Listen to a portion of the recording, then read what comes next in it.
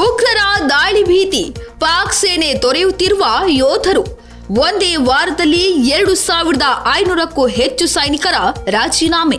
ಪಾಕ್ ಸೇನೆ ತೊರೆದು ದೇಶ ಬಿಟ್ಟು ಓಡಿ ಹೋದ ಮಾಜಿ ಯೋಧರು.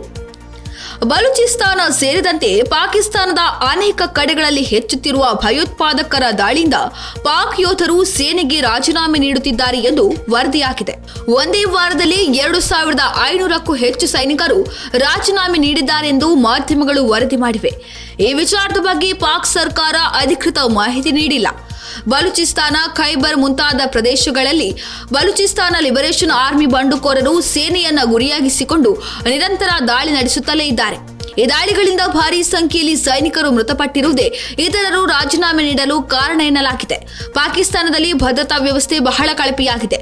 ಇದಕ್ಕಾಗಿ ಸೇನೆ ತೊರೆಯುತ್ತಿರುವ ಯೋಧರು ತಮ್ಮ ಜೀವ ಕಳೆದುಕೊಳ್ಳುವ ಬದಲಿಗೆ ಸೇನೆ ತೊರೆದು ವಿದೇಶಗಳಲ್ಲಿ ಉದ್ಯೋಗಕ್ಕೆ ವಲಸೆ ಹೋಗುತ್ತಿದ್ದಾರೆ ಎಂದು ವರದಿಯಾಗಿದೆ.